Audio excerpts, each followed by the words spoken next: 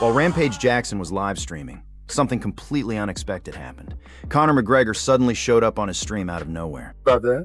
It's a white party. Mike Jackson. Mike Jackson in the house. What's up, bro? How you doing? Good to see you, man. Good to see you. I met you before. Have we not known? Yeah, in Saudi Arabia. Frank, bro. Good to see you, bro. How you doing? Hi, how are you? Lauren, nice to meet you. This is my champ. This is my son, Conor Jr. What's up, Jiri? Hi, Jiu-Jitsu Conor training Jr. or an art of Jiu-Jitsu. You know what the Mendez brothers? Oh, yeah. Serious spot. Nice to meet you, Junior. How you getting on, bro? Good, good. Yeah. Enjoying retirement. I'm enjoying it. This streaming world is a whole new game for you, isn't it, bro? Yeah, I love it. I'm gonna have me eye on it. Yeah. Win the package, you won. What's it? You allowed any promotion? You didn't even know. Yeah, great to see you, bro. Good to see you. Good to see Come you. on, chat. Hey. This is the chat, is it? It's a chat. Chat says what? What's up, chat? Boom, legend, bro. Will Yeah. you take one of my memories on this one? Need any help or any backing hand? I'm with you, bro. All right, let me know you need anything. Thank you so much. All right, mate. That's fucked up. He don't remember meeting me in Saudi Arabia. Man, I finally got my picture with Conor McGregor. A large part of the MMA community believes that Magomed Ankalayev is a boring fighter and has struggled to generate excitement and sell his fights. On the latest episode of the Pound for Pound podcast, Henry Cejudo and Kamaru Usman discussed this topic and offered Ankalayev some advice. According to them, trash talk, controversy, and creating drama can play a major role in building a fighter's popularity and making fights more marketable. Who didn't want him as champion, dude? And I like Ankalayev. Alex Pereira has a shaman. He don't speak a lick of English, but he'll dance. He does skits with Nina Drama. We don't get that from Ankalayev. And when you have a snooze fest, you're right. Pereira hasn't spoke no English, but Shama, he's willing to do little skits and little funny stuff. And I think that's where Ankalayev is just falling a little short. No, Shama. Talking trash. Or for some people, it might be just expressing what you think you're going to do to that opponent. People like controversy, people like drama, a persona, and we don't see any of that from. At RAF 11, Ben Askren wrestled for the final time in an incredible comeback, just 1 year after undergoing double lung transplant surgery. Now, speaking with Demetrius Johnson, Ben revealed what caused this terrifying health scare. He explained that a staph infection entered his bloodstream and attacked his lungs. A cut on my elbow, and like it was staph.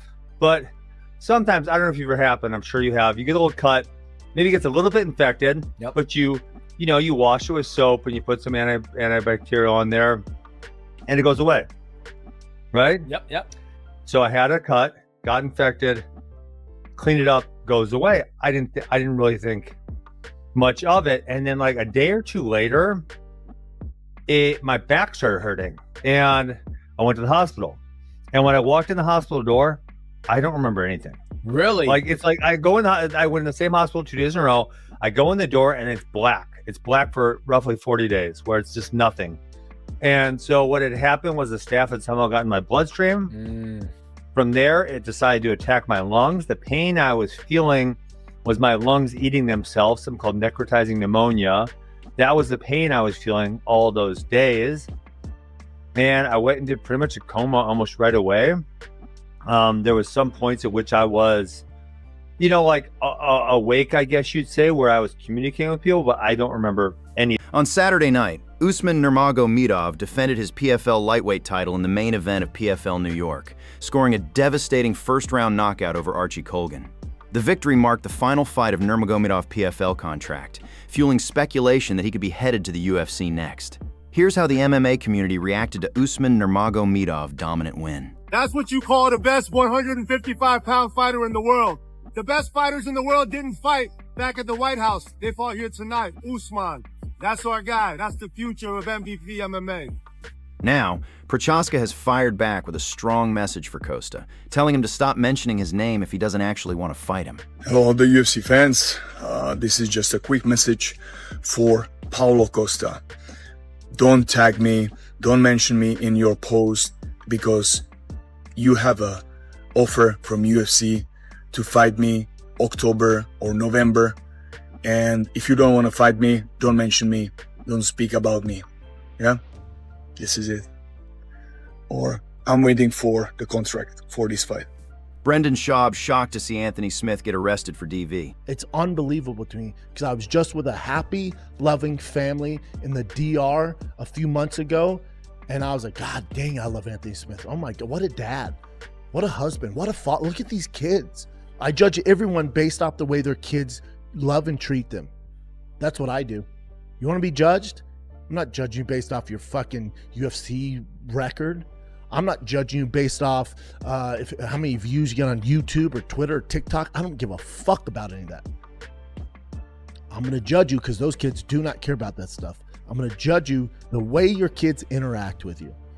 And I can tell if you've put your time into those kids. I can tell if those kids have been loved the right way. I can tell if those kids respect you. I can tell the way those kids treat others. Yes, ma'am. No, ma'am. Yes, sir. No, sir. They're picking up after themselves. They're not causing a muck, causing ruckus, causing issues. You can tell all that. It's very evident. Anthony Smith was that. That's why this is hard for me.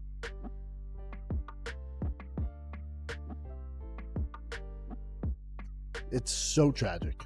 A whole family is fucked. But sure, podcasters, TikTokers, get your fucking views. Make fun of the guy. Make fun of his career. Call him a punching bag. Go ahead. Go ahead. There's 4 kids that are fucked.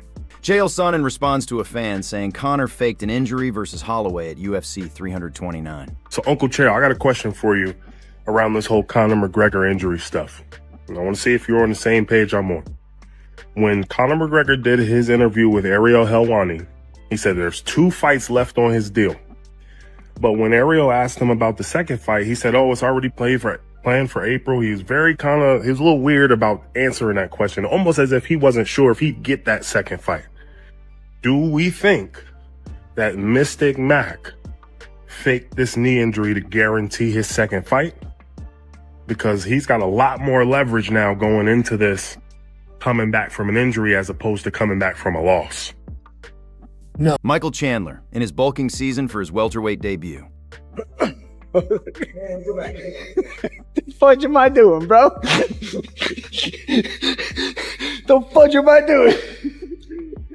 Eating with all my friends. It's the difference between up north and down. People up north and rap. Historically, people want to go spend money.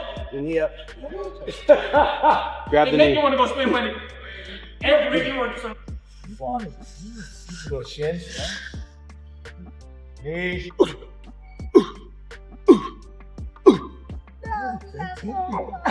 No, that was fast. I like. You won.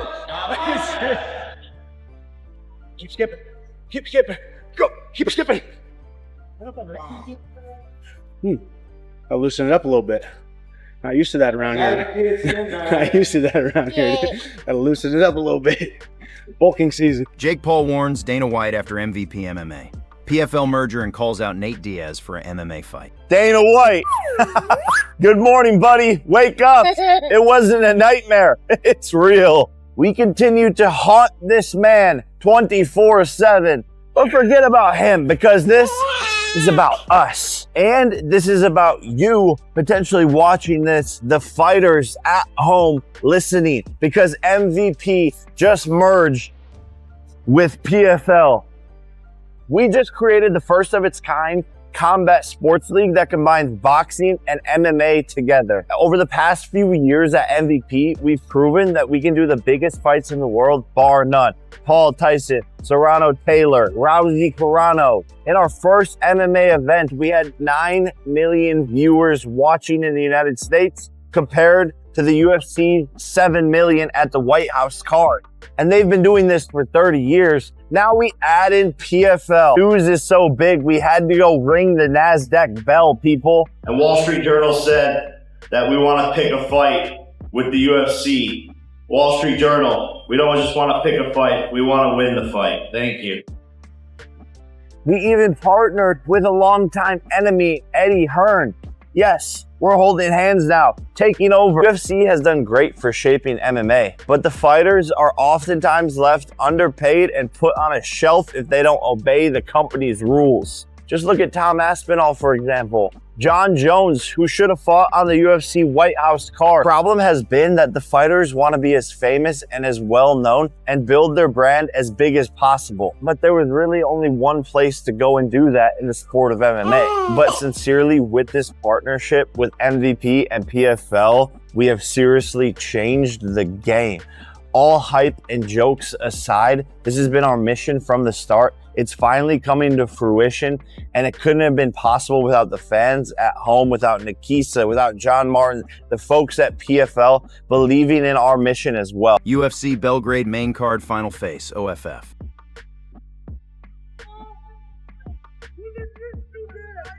Fuck yeah. Good luck tomorrow, boys. Have a good night. You a big boy?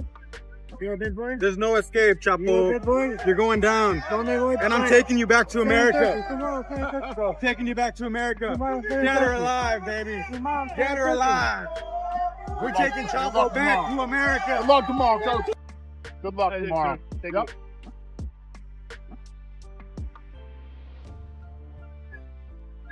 Awesome, boys. Have a good night. Good luck tomorrow. Good luck tomorrow, brother.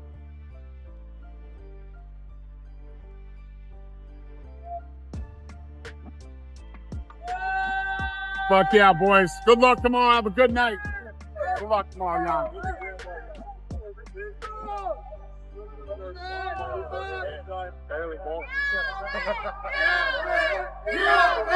Fuck yeah, boys. Good luck tomorrow.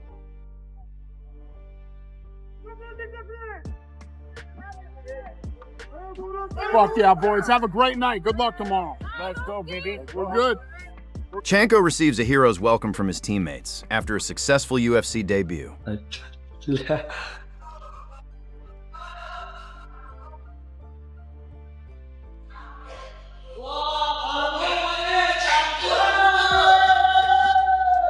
Assalamu alaikum.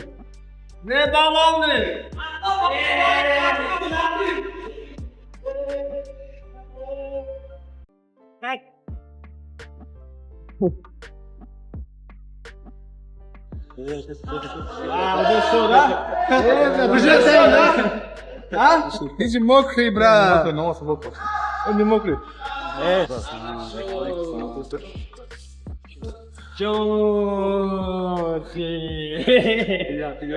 Mokri говорит, mokri, а правда он все не дает. Джонни, красавчик. Это было Телеграм.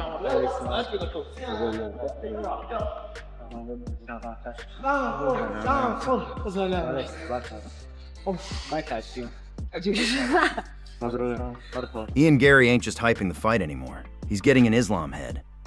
But can those mind games actually shake a guy who never lets his emotions take over? He's very predictable. I know his game, you know. He good in the ground. He take the back, you know. But even myself, I never give my back in UFC, you know. So someone, because I don't want to give him any chance. But respect. We make this happen for all this crown, you know. I couldn't leave this arena without the fight. Joe Rogan ignores Ian Garry's trash talk and says Islam Makhachev's size and elite grappling remain the biggest problem heading into UFC. Islam is big.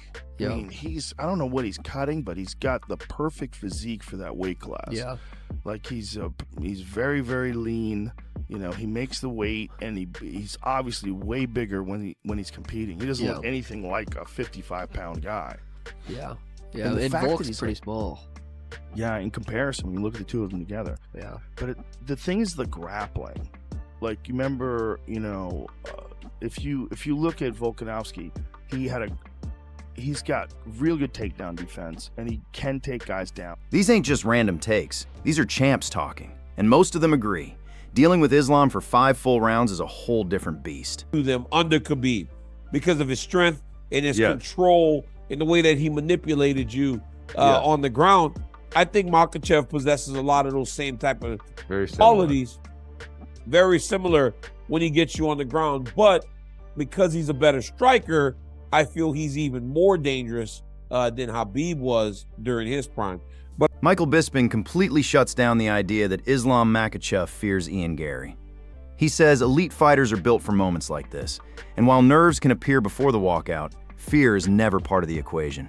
Ian Garry's bold punch a hole in your head warning may grab headlines, but Bisping believes Islam stays locked in, trusts his skills, and welcomes every challenge at UFC 330. Do you really think Islam Makhachev is scared of Ilia Topuria? I'm going to say no. I will tell you this. I don't think any of these guys are scared. Fighters don't get scared of fighting other men.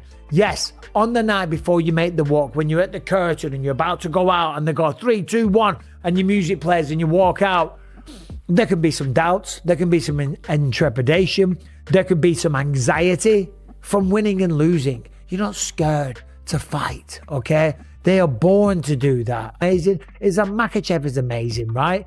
So I don't think Islam was scared. Chael Sonnen believes Ian Garry's movement could make this fight far more competitive than people expect.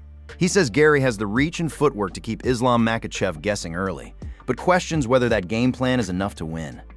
With Ian promising to punch a hole in Islam's head, the biggest question is whether he can stay out of Islam wrestling long enough to make those words count. Ian Garry does not just run away in fights. I've never known Ian to do that, but I could pull up an Ian Garry fight right now and I could find out. I could just look at it and go, oh, well, look, he does it. I had never really noticed. Or he's not telling the truth that he's going to chase him. One of those two things aren't true, but I don't know which one it is, and it makes it interesting.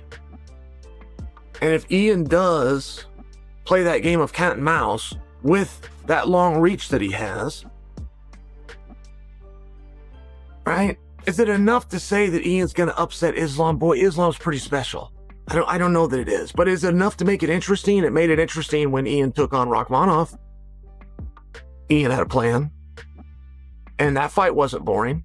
Some experts believe Ian's movement could frustrate Islam early. Others believe Islam only needs one clean takedown to completely change the direction of the fight. Islam Makhachev, the level of competition that he's beaten, of course, he's a much bigger guy as well. He's got the better grappling. He's maybe got better jiu-jitsu, and you could argue tougher competition against bigger guys, right? But more importantly, the big thing is the size. Islam Makhachev is just naturally a much bigger person. Ian Garry says he has everything needed to beat Islam Makhachev and plans to prove every doubter wrong at UFC 330. That kid that dreamt of being one of the greatest MMA fighters in the world is new opponent, new date, everything flipped on its head. That to me is exciting.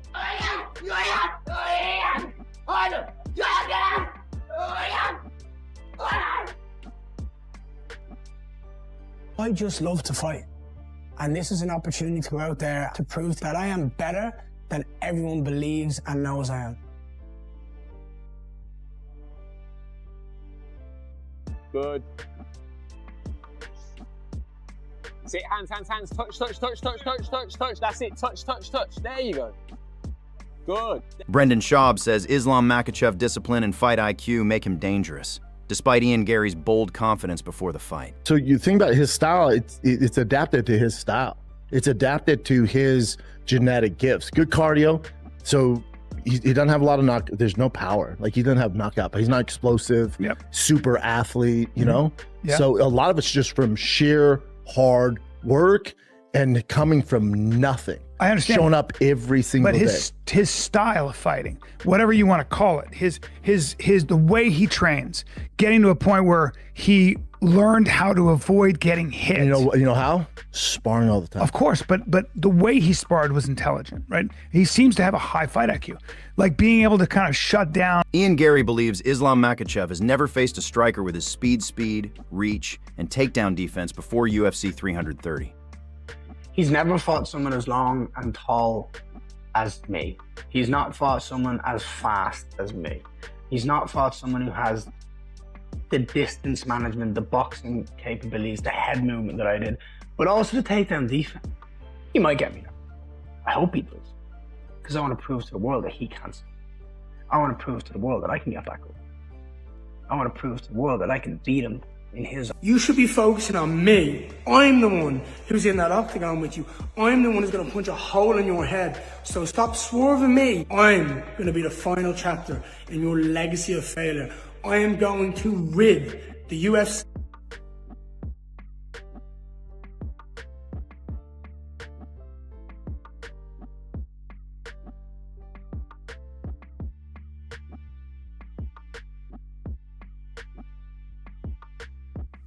It's a hard fight, though. It's a hard fight for Ian Garry. It's a hard fight for Islam Makhachev. I believe that this fight will be determined by what happens in the beginning of the fight. If Garry is able to stay upright from first round, it could be a long night for Islam. But if Islam is able to secure takedowns early or get close to Ian Garry, I believe that then the fight will start to swing.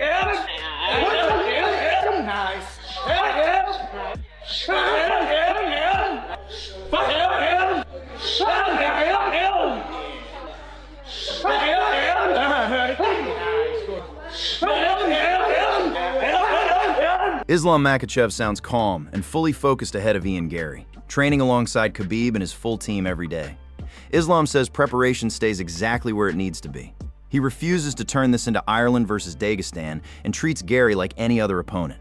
While Ian keeps firing verbal shots, Islam lets his training camp do the talking before UFC 330. Everything is going very well. We stay in the same gym, like last couple of fights we stay in New Jersey and training in Nick Cotton MMA. It's very nice gym. I have too many my brothers and friends and sparring partner with me. Almost all team is here. We're training together. Khabib is here, Javier is here, you know, and we're training every day very hard to be ready. And obviously Dagestan and Ireland have a bit of history with Khabib and Conor. Obviously Paul Hughes and Usman over in PFL. You're preparing for another Irishman yourself. What do you make of he as an opponent and kind of carrying on that rivalry between countries? This is just like a regular opponent, nothing some between country, but still we have 2-0 now. It's gonna be 3-0. Luke Thomas says Islam Makhachev is proving why many now see him as the best fighter in the world. After capturing another title, Islam handles elite competition with remarkable control and barely faces real adversity. That is exactly why Ian Garry's confidence gets tested at UFC 330. Garry talks about exposing Islam, but Luke believes beating a champion this dominant is a completely different level of challenge. Islam Makhachev will probably be your pound-for-pound #1 fighter in the world after this. Obviously is now a two-time, or I should say a two-division, not simultaneous, but has belts in 2 different divisions, and is now the reigning, as we indicated, welterweight champion in his first fight up at 170 pounds. There's a lot to say about the fight itself.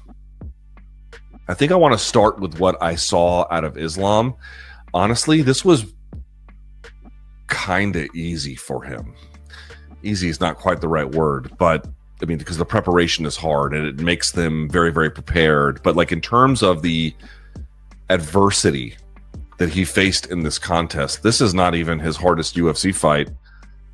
In recent days, the MMA world has been buzzing about the merger between MVP and PFL. Speaking with MMA Junkie, Dan Hardy said he believes the PFL MVP merger could be a game changer for the fighter marketplace and that it could have a major impact on fighter pay in the new promotion.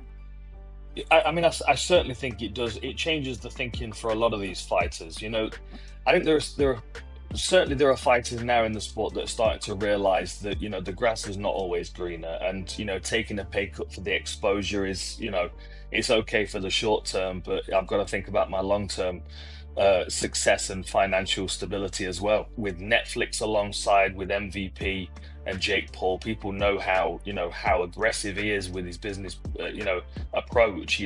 Once he decides he's doing something, he commits to it fully. And I think he was ready to commit previously to the PFL, but I just don't think the PFL side was ready for that level of commitment from him. And I think now that is, you know, it's matched on both sides. And I think, you know, if you're a fighter, like say, you know, Usman Nurmagomedov, for example, he's getting paid very, very well here, right? And I don't know whether the UFC would respect him, appreciate him, both financially and on an exposure level, the way that he is over here. And that's only going to increase, you know, it's going to increase tremendously with Netflix on side as well. Thank you for watching. If you enjoyed this video, don't forget to leave a like and subscribe to the channel so you never miss the latest MMA news. And I'll see you in the next video.